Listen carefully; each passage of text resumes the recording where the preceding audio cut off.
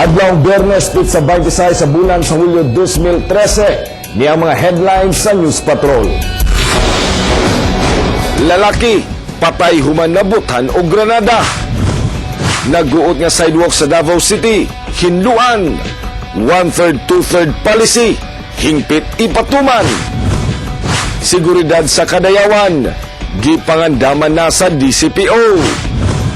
Ug mga persons with disability, nagtigi sa sports. Karon sa detalye sa atong mga balita. Patay ang usa ka habal-habal driver sa Tagum City human na unay ug kabuthan sa iyang gidala-dalang granada. Niang report.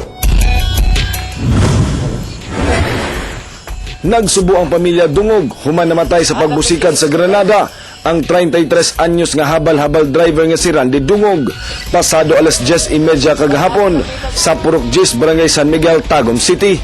Nasayrang bitbit daan ni Randy ang granada human nakadawat og bahad sa iyang nakabikil nga kaila rasab. Ipanagana lang pud to niya kay naa may nagpangita sa iya ang duha ka tawo nga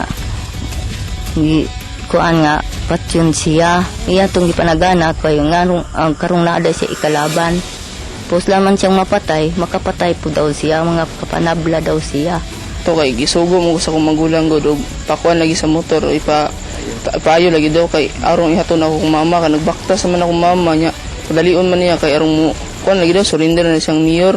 Kitabangan gan migayo atong silingan namo dito, kay aron lang madali. Niya pagka dangat og mga 5 minutos siguro, taod-taod, nimbuto, ragkalit, may kabantay, dagan akong mamahan dito. Pagdagan sa akong mamahan kay, nisagit naman sa kuwan na, koy, mong magwangwa na. Gitunan karon sa Tagum City Police ang background sa biktima. Ilabi na kay ilang nasayran nga posibleng may kalambigitan kini sa illegal nga droga. For parang believed to be drug peddling, pero hanggang sa ngayon sir, under investigation pa sir, kakandak pa na under investigation para i-confirm kung totoo ang sinabi ng mother-in-law niya sir. Gawas sa mibutong granada, na-recover sab sa crime scene ang laing usa ka granada ug .38 nga revolver nga iya sa biktima. Danjo Revilla, ABS-CBN News. Patay ang usa ka gidudahang pusay human misukol sa mga pulis diyang dakpo na unta atol sa buy-bust operation kagabi.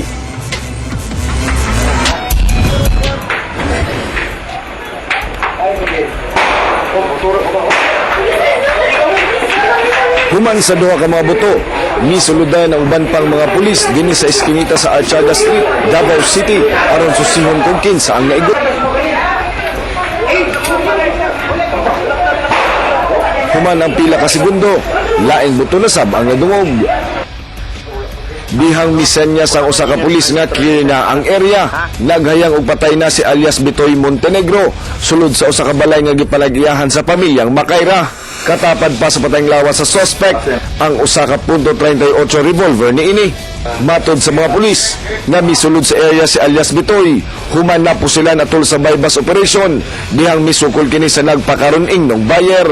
Apan tungod nagmagahay sa pag-surrender ug misulay pagyud og sukol, hinungdang napatay kini sa mga pulis. Meron tayo ng nakatulog siguro siya. As a matter of fact, meron tayo nakuha ng isang sachet sa buy-bust. Nakatulog siguro. Kaya tumakbo sa looban. Doon nagkahabulan sila ng ating mga tropa. May baril. So, ang unang-unang gagawin ng pulis, they have to defend themselves. Pasalamat na lang si Rosalyn nga sayo sila nanirado kay posibleng sa ila untang tindahan musulod ang suspect kung abli pa sila. Iyon ko kayo, iyon sa na armado. Wala sab katuo ang landlady sa suspect nga si Lucet Har sa illegal nga binuhatan ni alias Bitoy. Sangit buutan daw kini sa ilang lugar. Wala na siya kalaban nga rin. Buutan man laban na siya. Katong naayang asawa diya. Yung gani misis kabuutan anang banahan, okay. Apan matod sa mga pulis nga nalambigit kini sa pagpang-hold up, droga ug naay kaso sa border. Robbery hold up din dun sa Senior Pedro na Litson House sa Buhangin. Pinatay niya yung babae. Gawa sa revolver, na-recover sab sa mga pulis ang 16 ka mga pawn papers nga gituang resibo sa gipangpinda ni ining mga alahas gikan sa iyang mga nabiktima. Nakuha sab sa suspect ang usa ka sachet sa gituhang shabu, mga paraphernalia ug motor nga gituohang gikarnap sa suspect.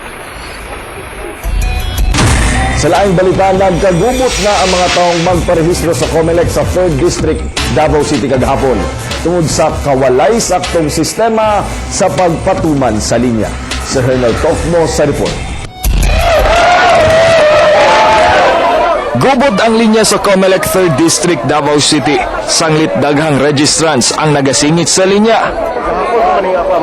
Kining kapitan sa barangay Tawan-Tawan ug barangay Biao Eskwela naglalis kay gisingit ni Kapitan Danilo Gumapak sa linya ang iyang gipangdala nga mga tao aron magparehistro. Kansi kaya ang uban diri naguna nagsigulat niya ano sa pamanahuman. Nampoy ubang kapitan nga magsilos pero kani nag-istira ni sa kuan nga i-prior unta ni kay gahapon pa man ni. Layop sa mga sir tawan-tawan pagitaon. Bisan bantay sarado sa mga pulis o criminology students, ang duha ka linya nahimo ng 5. Busa, daghang registrants ang napungot. Kung anong kamot ni Bupila, masingitan pa diha, gutom na ang mga bata, ang sama na. Hinaot unta ko ang sistema pagsugod pa lang giingnan ni nga 5 ka linya. Tapos ang uban nga mga barangay officials mukalit magdala og mga bulto ipasunod ra nila. So kami alkansi kayo sa among part. Hinoon, hanay ang linya sa COMELEC 1st District. Duha ka buok ang linya ug napay express lane para sa mga buntis og PWD.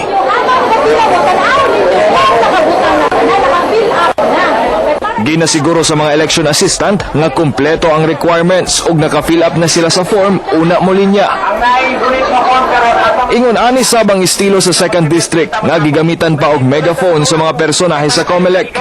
Kamatikdang mas daghang sakop sa mga pulis ang nagabantay sa mga linya. Samtang sa sulod sa COMELEC office, hanay ang dagan sa registration. Pagsulod sa COMELEC office ni Jonathan Ula, nga sakop sa Task Force Davao, dali ra niya na proseso ang iyang transfer of voting precinct. Cotabato sir, North, para makabuto pag kundri sa Davao sir. Sa compound sa COMELEC office, nagtuyok-tuyok sabang mga nagabaligya og registration form nga mao'y ginareklamo sa mga registrants. 12 pesos ang tulo ka copy sa registration form. Hindi dapat ihatag na lang ni siya nga yung nanay gipang baligya. Nga halos na rin wala may pamasahe. Mamalit na lang dyan mig tuyo para makauli mig sayo. Anak po na may budget ang government nga nagbaligya man ang form. Size na lang. Sumala sa COMELEC, libre lang ang ilang registration form nga ginahatag tag usa ka oras sa buntag ug hapon. Nag-warning. Tapos ang maliban nga nipis, ang pagka-xerox pod is dili klaro. Subling nagpahinumdum ang COMELEC nga pwede sab mag-download og registration form sa www.comelec.gov.ph. Hernel Tocmo, ABS-CBN News. Nagbahag si Davao City Mayor Rodrigo Duterte sa mga negosyanteng magmagahi sa pagpatuman sa liquor o videoke ban. Di klaro pag-ayon ni Duterte nga dili lang pasirad-an ang establishmentong musupak sa amended liquor ban o galing hingkit kining mapatuman. Gusto sa mayor nga paundangon ang operasyon sa madakpang establishmento. Apil sab nga limitahan sa mayor ang striktong pagpatuman sa pagbawal sa videoke nga kutob lang alas 9 sa gabi ug pagbawal sa bora-bora nga motorsiklo. Strictly enforced lang. Ideally, di ko masugot ka ng sirhan lang. Operations must stop. Kaya imo ng sirhan, imo i-close lang, magsige mo inom sa sulod, mo gyapong istorya. So kinahanglan pag alauna, dili lang kay undag maligya o liquor o alcohol drinks. Pero okay, alas 9 na. Ang akong order police, di lang mo balong kwaon ng ilang sana. Okay, masin. Ba't na nga matug ang mga tao alas 9, alas 10. May mga estudyante. Di ba pwede kay demokrasya ni paarat na mo kung sa inyong gusto. Bura-bura, dakop na. Limba ka mo makaruro na sabi. So pagkatulugan ng mga tao sa Davao. Gumando sab ni Davao City Mayor Rodrigo Duterte ang pagpaluag sa mga sidewalk sa syudad. Si Roderick Salas sa report.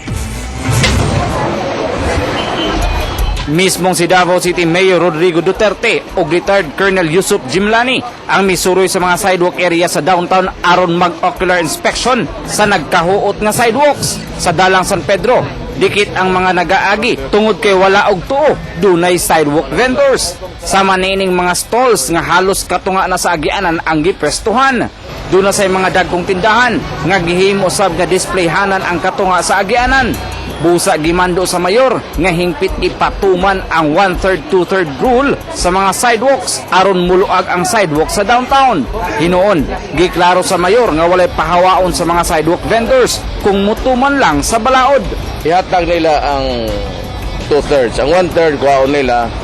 So ang importante man gud nga na may bawaan nila nga dili gamiton ang sidewalk para bodega na dadon mo gud nila tanang stock diha.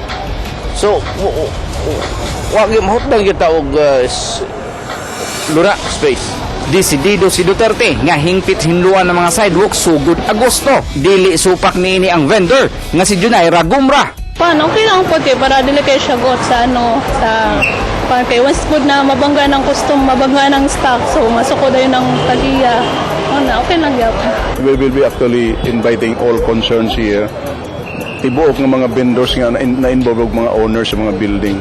Then afterwards, mo come up na tag framework kung unsay dapat nga sundon nga ng mga displayhanan nila mga items yung uban pang mga butang para way mag-away ba namang widya dagko kayong uban gamay rapod. So ipantay-pantay nato na tanan. Gawa sa San Pedro Street, hut na sab ang sidewalk sa dalang Ilustre tungod sa mga sidewalk vendors.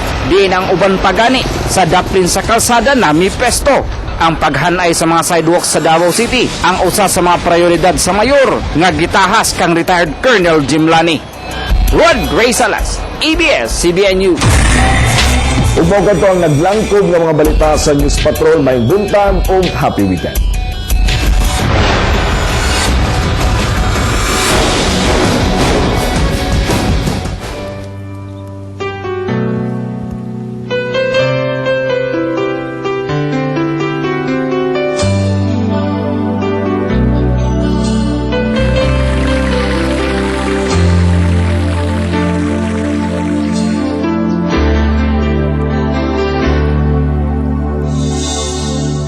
Bakit ngayon ka lang? Bakit ngayon kung kailan ang aking puso mayroon ng laman? Sana'y malaman ko na darating ka sa buhay ko. Di sana maghintay ako. Ikaw sana ang aking yakap-yakap, ang iyong kamay ang lagi-laging hawak, at hindi kanya, bakit ngayon ka lang dumating sa buhay ko? Binubuksan ang sarado ko na talented na mga kids din na sa MAA Elementary School. Sila ang usa sa mga beneficiary sa pag-imon nga special run nga gipasildahan sa Davao Medical School Foundation Incorporated. Mga kapamilya, makauban nato to tell us about the special run. Kauban nato din karon sa MBM set si Dr. Teresa Bernardo and si Dr. Rani Barnes. Good morning sa inyo, Doc. Good morning, Michelle. Good morning sa tanan. Doc Bernardo, unsa ba ning special run nga parang gahimuon nato karon na ng July 27 tomorrow? Yes, ugma na yun ni Michelle. In line ni siya sa Foundation Day activities of the Davao Medical School Foundation Incorporated. Batch 88 kami sa